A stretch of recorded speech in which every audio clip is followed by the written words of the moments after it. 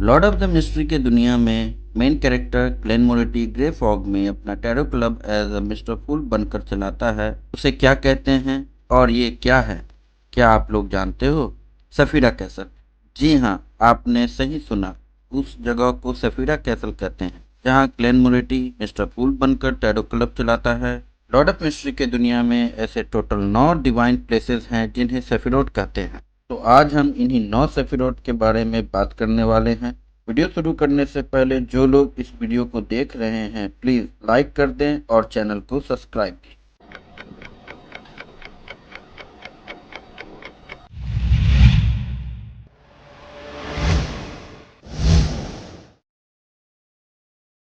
तो उन 9 सेफिरोट को जानने से पहले ये जान लीजिए कि 9 सेफिरोट हैं क्यों। लॉर्ड ऑफ मिस्ट्री के दुनिया में पृथ्वी पर 9 सेफिरोट ओरिजिनल क्रिएटर और आउटर डेटीज के पावरफुल और मिस्टिकल रेमिनेंट हैं जो शक्ति और अधिकार के लिए दिव्य चैनल के रूप में काम करते हैं। इसमें से हर एक खास ग्रेट ओल्ड वन से संबंधित बियॉन्डर पाथवे से जुड़ा है। इसे हासिल करने के लिए सीक्वेंस 0 होना जरूरी है, तब जाके वे लोग अपार शक्ति के सोर्स का इस्तेमाल कर पाएंगे। Number 1, Sefirah castle. Lord of the mystery में सफीरा कैसल एक शानदार प्राचीन महल जैसा दिखता है जिसमें एक बड़ा गुंबद और ऊंचे खंबे हैं जो स्पिरिट वर्ल्ड में अंतहीन ग्रे फॉग के ऊपर तैरता हुआ लगता है, लेकिन इसका असली रूप एक विशाल प्राचीन रोशनी का दरवाजा है, जबकि महल ग्लेन मोरिटी के सोच का एक रूप है और कोहरे के ऊपर की जगह भगवान के क्षेत्र हैं। यह एक बहुत बड़ी रहस्यमय संरचना है जिसे अक्सर इसके बीच से हल्के भूरे सफेद कोहरे को निकलते हुए दिखाया गया है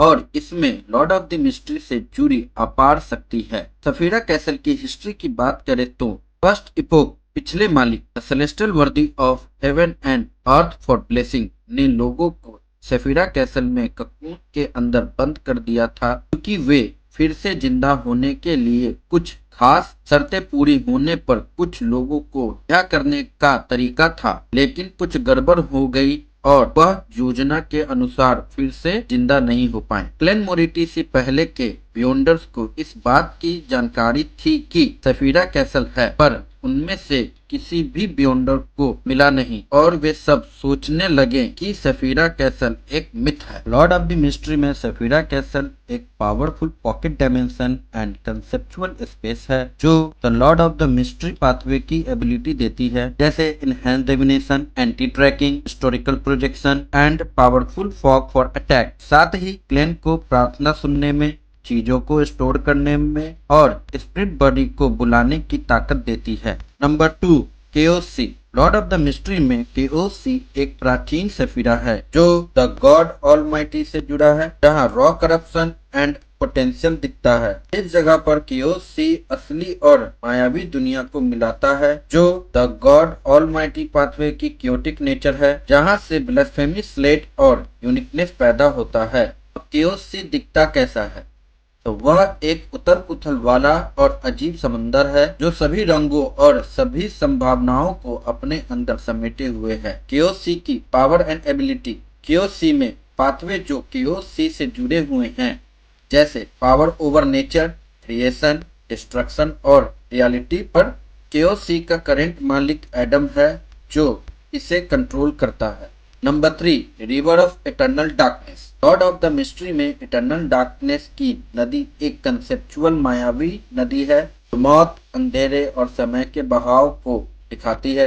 यह डार्कनेस पाथवे का एक सफीरा है, होली वन से जुड़ा है और एवरनाइट गॉडेस जैसी शक्तिशाली एंटिटी के लिए एक जरूरी एलिमेंट है। यह यादें मिटा सकती है, स्पिरिचुअल हीलिंग में मदद करती है, एक रिचुअल सामग्री के रूप में काम करती है और यहाँ तक कि शक्तिशाली जीवों को कसमों से बांध सकती है। इसका पानी आगे बहता है, समय के लूप का विरोध करता है और किस्मत पर कंट्रोल करने देता है।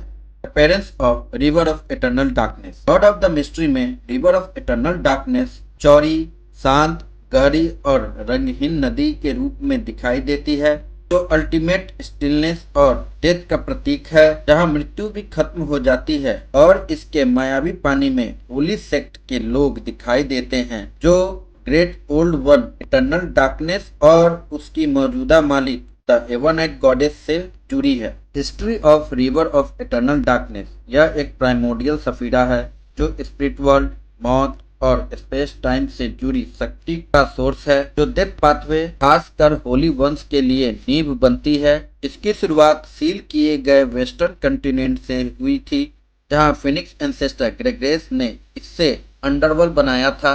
बाद में एवानाइट गॉडेस ने इस पे कंट्रोल कर लिया। इसकी शक्ति का इस्तेमाल बाहरी देवताओं से लड़ने के लिए किया और इटर्नल डार्कनेस बन गई, जो मौत, अंधेरे और स्पेस टाइम को दर्शाने वाली एक powerful entity.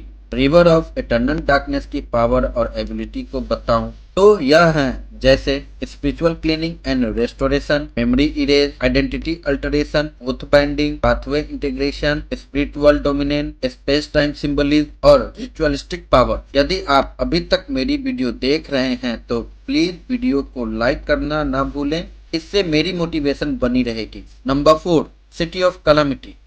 City of calamity Lord of the mystery में 9 इनक्रेडिबली पावरफुल से सील किए गए सेफिरोट में से एक है, जो विनाश की आपदा, रेड प्रिस्ट या डेमनेस पाथवे से जुड़ी है। यह बहुत ज्यादा बेकाबू विनाश को दिखाती है, जो एक अराजक बर्बाद के रूप में दिखती है। यहाँ अक्सर एक अवास्तविक, विकृत और डरावने महानगर के रूप में दिखाया जाता है, जो अक्सर सपनों की दुनिया में दिखाई देते हैं।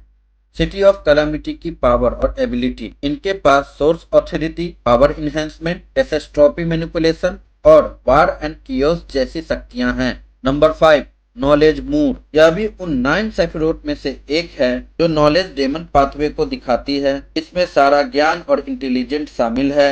यह पैरागॉन और हर्मिट पाथवे का सोर्स है, जो God of steam and machinery के लिए बहुत जरूरी है। अपीयरेंस ऑफ नॉलेज मूर, यह एक ऐसी जगह है जहां पर एक उजाड़ असीम जंगल है। यह ऐसा जंगल था जो अनगिनत सड़ते हुए आकृतियों से भरा था, जो भटक रहे थे और जानकारी चिल्ला रहे थे। History of knowledge moor 5th epoch में सेलेस्टियल मास्टर के जरिए टूटे हुए रूप से सामने आया था। यह मना की गई, करप्ट करने वाली नॉलेज का एक जंगल दिखता है।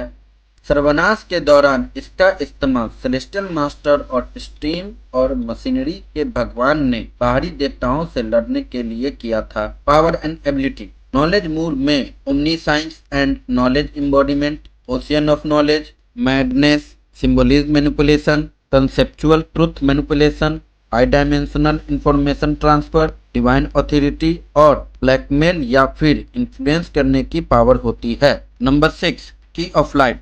लॉर्ड ऑफ द मिस्ट्री में यह एक सफीरा है जो व्हील ऑफ फॉर्च्यून पाथवे से जुड़ी है, और यह किस्मत पर परम अधिकार और अराजक घटना स्वभाव को दिखाती है। इसे एक स्वाभाविक ग्रेट ओल्ड वन लेवल की पावर माना जाता है। सम थ्योरीज के अनुसार यह अपनी अनोखी गैर निश्चित प्रकृति के कारण दूसरे पिलर को टक्कर देती है या उनसे आगे निकल जाती है। Appearance of key of light, पवित्र बुद्ध भूमि में चमकीली और सुनहरी सजावट से सजी अनगिनत बुद्ध बौद्धिज्म धर्म और ज्ञान के राजा सुमेरु पर्वत पर बैठे थे और ध्यान से महान बुद्ध की बातें सुन रहे थे, जिनका सुनहरा शरीर स्वर्ग और पृथ्वी के बीच की जगह को भर रहे थे। Power and ability of key of light, key of light में ultimate faith manipulation, reset event, reincarnation, divergence and possibilities, luck control and symbolism of chaos जैसी पावर एंड एबिलिटीज होती हैं। नंबर 7, ब्रूड हाई। ब्रूड हाई भी एक sefirah है जो असल में outer deities mother goddess of depravity की थी, और ये मून एंड मदर पाथवे पर अधिकार दिखाती है। यह ओरिजिनल क्रिएटर के जागने के दौरान मदर गॉडेस ऑफ डिप्राविटी से अलग हो गई, पृथ्वी पर गिरी और उसे कमजोर कर दिया, जबकि उसके वापस लौटने के इरादे को और बढ़ा दिया। अपीयरेंस ऑफ ब्रूड हाई, एक बड़ा ऊंचा उभार ऊपर की ओर उठा जिसे दसियों हजार मीटर ऊंचा पहाड़ बन गया, जैसे कि वह हिल रहा हो, जो एक चिड़िया के घोंसले और गर्भ जैसा लग रहा था। Power and ability of brood high, brood high में life creation, reproduction and propagation, fertility and desolation, corruption and transformation, symbolism of origin and healing. नंबर 8, tenebrous world. Lord of mystery में यह भी एक सफीरा है जो एक असीम घोर अंधेरी खाई धरती के बहुत नीचे छिपी है और मदर ट्री ऑफ डिजायर से जुड़ी है। यह चेन्ड एंड एबिस पाथवे से मेल खाती है जो भ्रष्टाचार और नफरत का सोर्स है। अपीयरेंस ऑफ टेनेब्रस वर्ल्ड, इसे अक्सर एक असीम और अंधेरी खाई धरती के बहुत नीचे छिपी है जो एक अंधेरे तरल पदार्थ से भरे क्योटिक और कभी न खत्म होने वाले खालीपन के रूप में बताया जाता है। History of tenebrous world, tenebrous world तब बना जब ओरिजिनल क्रिएटर के बंटवारे के दौरान मदर ट्री ऑफ डिजायर का एक हिस्सा उससे अलग होकर पृथ्वी का हिस्सा बन गया और इसे heaven and earth for blessing के सेलेस्टियल वर्दी ने वेस्टर्न कंटिनेंट में सील कर दिया था। Power and ability of tenebrous world, tenebrous world में absolute malice and corruption, dimensional authority, curse and control, advance dominic abilities, toxic flame manipulation, physical manipulation और sefirot characteristics. नंबर 9, nation of disorder, यह भी एक sefirah है जिसे celestial worthy ने western continent में सील किया था और यह ब्लैक एम्परर पाथवे को रिप्रेजेंट करता है। यह इन पाथवे के लिए बियॉन्डर कैरेक्टरिस्टिक का ओरिजिन है और outer deities the son of chaos से जुड़ा हुआ है। Appearance of nation of disorder, घूमते हुए धुएं के अंदर आसमान की 33 परतें छिपी हुई लगती हैं। हर परत में कई इमारतें हल्के हल्के दिखती हैं। जहां आसमान की सबसे ऊपरी परत पर एक शानदार महल है जहां बहुत बड़ी बड़ी आकृति खड़ी दिखाई पड़ती है। जब इसे फर्स्ट ओक के बाद सेलेस्टियल वर्दी द्वारा वेस्टर्न कंटिनेंट में सील किया जाने के बाद इसकी सचेत इच्छा सेलेस्टियल थ्रस्ट बन गई। यह जुडिशियल यूनिकनेस को भ्रष्ट करता है। Power of ability of nation of disorder, nation of disorder में manipulation of law, distortion, rule creation, high level corruption और कंसेप्चुअल अल्टरेशन जैसी पावर एंड एबिलिटीज होती हैं। तो ये थे 9 सेफिरोट के बारे में। वीडियो कैसा लगा कमेंट करके बताना। मैं इसी तरह के वीडियो लाता रहूंगा अगर आप लोग का सपोर्ट मिल जाए तो। फिर मिलते हैं नेक्स्ट वीडियो में, तब तक के लिए बाय।